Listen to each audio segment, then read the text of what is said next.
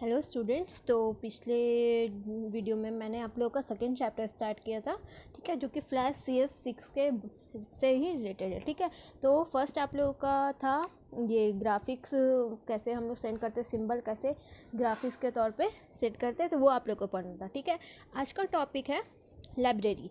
तो सबसे पहले लाइब्रेरी क्या है, तो फ्लैश में जहाँ पे भी ज़्यादा सारा सिंबल स्टोर होता है उसको हम लोग लाइब्रेरी बोलते हैं। और ऐसा नहीं है कि सिर्फ फ्लैश में ही हम उसे यूज कर सकते हैं, हम लोग बाकी जगह भी यूज कर सकते हैं। ठीक है, तो अगर एक एनिमेशन पे आप लोग कोई सिंबल बनाते हो तो वो फ्लैश में किसी और भी मूवी एनिमेशन पे यूज कर सकते हो। ठीक है, तो सबसे पहला लाइब्रेरी क्या है। All symbol use in flash movie are store in a library from where you can drag and drop the new instance of symbol into your movie. जितने भी सिंबल्स फ्लैश में आप लोग बनाते हो और यूज करते हो, वो जितना भी सिंबल्स होते हैं सारा लाइब्रेरी में स्टोर हो जाते हैं, जहाँ से कि आप उसको ड्रैग और ड्रॉप करके दूसरे मूवी में डाल सकते हो। ठीक है, और यहाँ पे जो दूसरे मूवी में जाके जो डुप्लीकेट उसका बना उसको हम लोग इंस्टेंस बोलते हैं। ठीक है, देखो इसके आगे लिखा हुआ है, when a symbol is used outside the library it is called an instance. जब भी लाइब्रेरी से बाहर आके वो सिंबल ड्रैग ड्रॉप होकर यूज होगा, जब भी कोई भी एनिमेशन पे यूज होगा, तो वो इंस्टेंस के नाम पे जाना जाएगा, मतलब एक तरह से डुप्लीकेट। ठीक है, the instance refer to the symbol. Instance जो है वो सिंबल के जैसा ही होता है। There is no limit to how many instant that can be created from a symbol. अब जैसे अब कोई शेप है तो शेप को हम लोग बार बार यूज कर सकते हैं, वैसे ही अगर एक सिंबल है जो कि स्टोर है फ्लैश में तो उसे हम लोग बार बार यूज कर सकते हैं। ठीक है, तो इसी तरह से इंस्टेंट को यूज करने का कोई भी लिमिट नहीं है, हम एक सिंबल को बहुत बार यूज कर सकते हैं। ठीक है, when the symbol is edited all the instance referring to the symbol will be change accordingly. अब क्या होता है, अगर आप एक सिंबल में कोई भी चेंजेस करते हो, ठीक है, तो वो जो सिंबल है वो सारे जितने भी इंस्टेंस है उस पर वो सारे पे ऑकर हो जाएगा, मतलब सारा सिंबल्स में वो जो चेंजेज है वो अप्लाई हो जाता है। ठीक है, तो यहाँ पे है how to the step to create a symbol. अब हम लोग लाइब्रेरी में सिंबल्स का क्रिएट कैसे करते हैं। ठीक है, insert a new flash document from file new में जाके हम लोग जैसे न्यू पेज निकालते हैं वैसे ही एक फ्लैश डॉक्यूमेंट फ्लैश में जाके निकालना है। ठीक है, क्लिक ऑन इंसर्ट मेन्यू पे जाके न्यू सिंबल पे क्लिक करना है।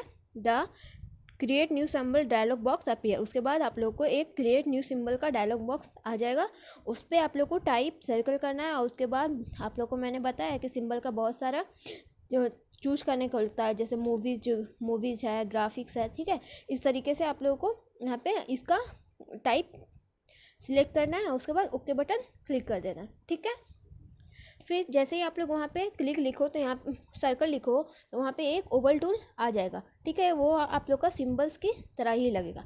ठीक है, तो ये हो गया कैसे फ्रेम में हम लोग ये सिंबल्स को क्रिएट करते हैं किसी भी स्क्रीन पर। ठीक है, अब है साउंड। तो साउंड सबसे पहले क्या है, तो sound is soul of animation. अब कोई भी वीडियोस है, कोई भी वीडियो हो गया, कोई भी एनिमेशन हो गया, कोई भी वीडियो शो हो गया, ठीक है, कोई भी मूवीज़ हो गया, अगर उसमें साउंड ही नहीं रहेगा तो हम लोग देखेंगे ही नहीं वो वीडियो।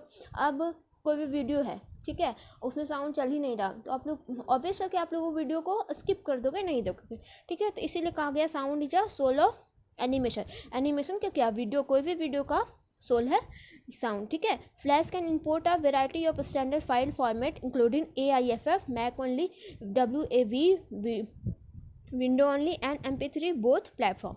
अब देखो यहाँ जो साउंड का जो वेराइटी होता है, ठीक है, मतलब इसको एक और फॉर्मेट बोल सकते हैं। ठीक है, फॉर्मेट होता है वो बहुत अलग अलग तरीके का होता है, जैसे AIFF जो कि सिर्फ एप्पल के फ़ोन और मोबाइल में ही, फ़ोन और लैपटॉप में और कंप्यूटर में ही चलेगा। ठीक है, इसीलिए यहाँ पे मैक ओनली लिखा हुआ है। ठीक है, उसके बाद है WAV जो कि सिर्फ विंडो का जो फ़ोन होगा या फिर विंडो का जो कंप्यूटर होगा उसी पे चलेगा। ठीक है, और यहाँ पे आता है MP3 जो साउंड है वो किसी भी प्लेटफॉर्म में चलेगा, मतलब अगर एप्पल होगा तो एप्पल भी, विंडो होगा तो विंडो भी। ठीक है, किसी भी प्लेटफॉर्म में ये चलेगा। ठीक है, अब कैसे हम लोग इंपोर्ट करते हैं साउंड को, तो insert a new layer by clicking on insert and timeline और लेयर पहले ही एक न्यू लेयर क्रिएट करना है। लेयर क्रिएट करने के लिए तो आप लोग को हमने पिछले जो चैप्टर है उसमें आप लोग पढ़े हो, तो पहले न्यू लेयर आप लोग को क्रिएट करना है। ठीक है, फिर click on file and import to the library. अब इसके बाद आप लोगों को वो जो लेयर है उसको इंपोर्ट करना है और इंपोर्ट टू लाइब्रेरी कर देना है, ठीक है। उसके बाद the import to library dialog box appear, उसके बाद एक डायलॉग बॉक्स आ जाएगा, ठीक है। Browse the location and find the required sound file, click on open button. अब उसके बाद आप लोगों को वहाँ से ये जो आएगा मेनू बार खुलेगा इंपोर्ट टू लाइब्रेरी का, ठीक है। मतलब इंपोर्ट टू लाइब्रेरी हम लोग लाइब्रेरी से लेंगे कोई भी वीडियो, मतलब नहीं साउंड, ठीक है। तो इसके बाद यहाँ से कोई भी लोकेशन चूज करना है और हम लोग को कोई भी साउंड को सिलेक्ट करके ओपन कर देना है, ठीक है। तो ये हो गया। Note, if your current Flash installation does not support required sound format, then reopen your animation in Flash by selecting ActionScript 2.0 option in created.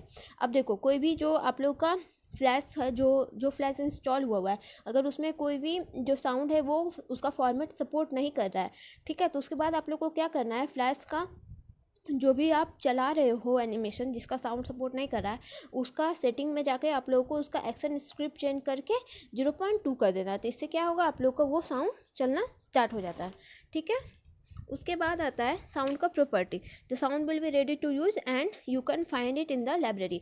अब इसमें क्या है, एक चीज़ और है, अगर आप लोग कोई भी साउंड को जैसे सिंबल को क्रिएट करते हो तो सिंबल लाइब्रेरी में स्टोर हो जाता है, उसी तरीके से यहाँ पे लाइब्रेरी में जो भी साउंड आप इंपोर्ट करोगे वो लाइब्रेरी में जाके ये क्या हो जाएगा, स्टोर हो जाएगा, ठीक है। अब है साउंड प्रॉपर्टीज़। अब साउंड का भी तो प्रॉपर्टीज़ होता है ना, कि कहाँ से स्टार्ट करना है, कैसे स्टार्ट करना है, किस तरीके का इफेक्ट डालना है साउंड में, ठीक है, और कितनी बार चलाना है, ठीक है। उसी तरीके से यहाँ पे एक प्रॉपर्टीज़ का ऑप्शन भी आता है, ठीक है। तो set the sound property, click the frame of the movie.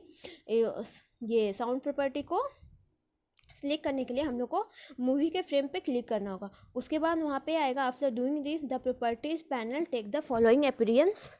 अब उसके बाद क्या होगा, वहाँ पे एक प्रॉपर्टी का पैनल आएगा, उस पर आप लोगों को क्लिक करना है, ठीक है। देखो यहाँ पे प्रॉपर्टी पैनल दिखाया गया है।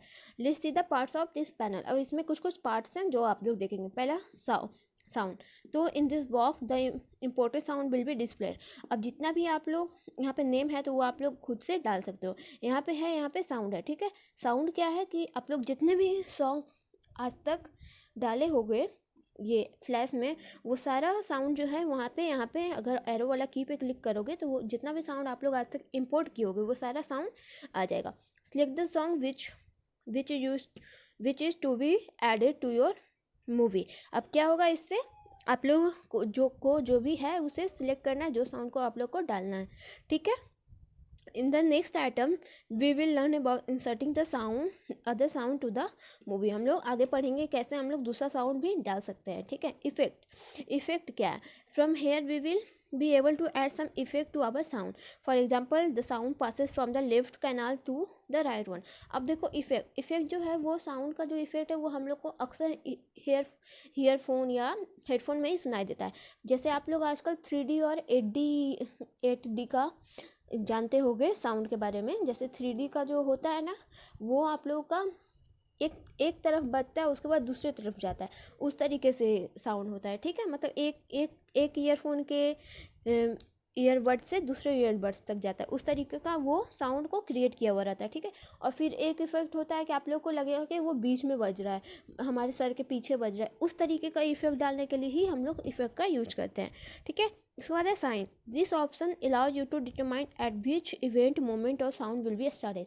अब देखो इसका भी यही एक तरह से इसे स्टार्टिंग पॉइंट बोल सकते हैं कि हम लोग को कहाँ से साउंड का यूज करना है, वहाँ पे हम लोग को टाइम सेलेक्ट करना होता है। अब जैसे कोई भी आप लोग वीडियो बनाते हो, जैसे टिकटॉक वीडियो बनाते हो, ठीक है, उसमें भी साउंड डालने का ऑप्शन होता है कि हम लोग यहाँ से साउंड स्टार्ट करेंगे, यहाँ पे ख़त्म होगा, ठीक है। उसी तरीके से इसमें भी कोई भी वीडियो में हम लोग को साउंड डालना होता है तो हम लोग को वहाँ देखना पड़ता है कि हम लोग साउंड कहाँ से कहाँ तक के लिए डाल रहे हैं, ठीक है।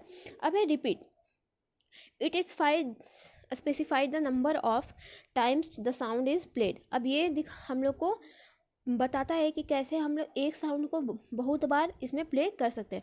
To play it indefinitely calculate the possible time of the movie duration and the time of the sound and then repeat it many as time necessary, that is better than to set इतना time। अब देखो क्या है कि हम लोग एक video देखते हैं, जैसे यूट्यूब वीडियो देखते हैं, कोई वीडियो में एक ही साउंड जो है वो लास्ट तक बजते रहता है, तो उसी को कहते हैं एक छोटा सा साउंड को हम लोग रिपीट मोड पे डाल देते हैं। तो इसका काम इसी के लिए होता है, क्योंकि अगर हम लोग चाहें तो इस यही होगा कि ये हम लोग क्या कहें, इसका जो हाईएस्ट रेट है वो इतना बार आप लोग रिपीट कर सकते हो।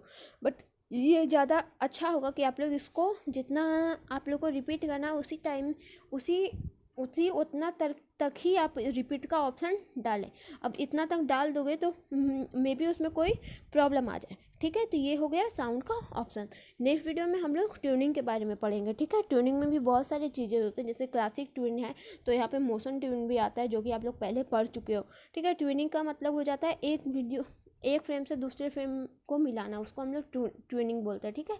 जैसे अब हम लोग क्या करते हैं, एक वीडियो को दूसरे वीडियो के साथ जोड़ देना, ठीक है। उस तरीके से नहीं जोड़ना, इस तरीके से जोड़ना कि एक साइड वो वीडियो चले और दूसरा साइड दूसरा वीडियो चले, तो उसको हम लोग ट्यूनिंग बोलते हैं, ठीक है। एक तरह से कोलाज समझ सकते हो आप लोग, ठीक है।